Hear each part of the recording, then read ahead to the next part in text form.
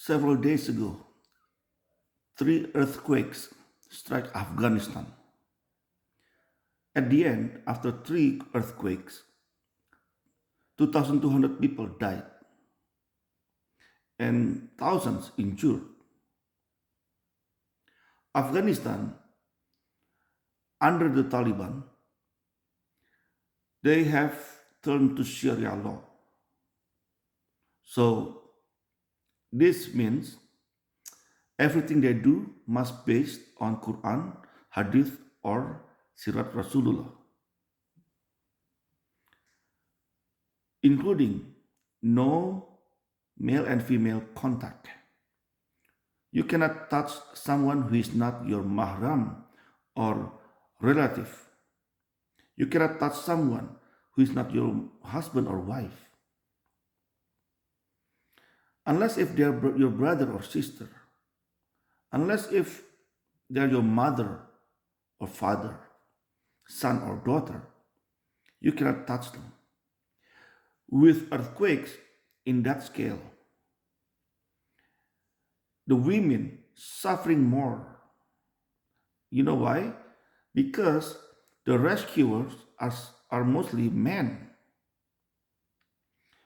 Women, they don't go out there and rescue people, just the men. When they see a woman under the rubble who is not their mahram, who is not related to them, they don't rescue them. They don't take her out because they cannot touch her. Is this does this like sound crazy? Perhaps for normal people, yes, but not for them because they are so scared of sins. They are so scared of the Taliban with the new rules, and even some relatives took some women out. But those women with injuries, broken legs, broken arms, or whatever injuries they have, those men put them in one room, unattended. And doctors are too scared to touch them. So even if they don't die from the earthquake, either they're still trapped under the rubble, or they are left in a room unattended with their injuries. Islam and and its stupid rules make the women suffer even more. And men like Taliban,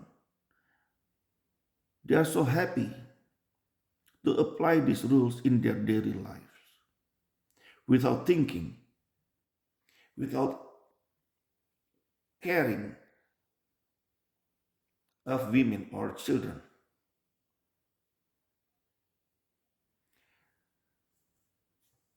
This is these earthquakes are not gonna be the last.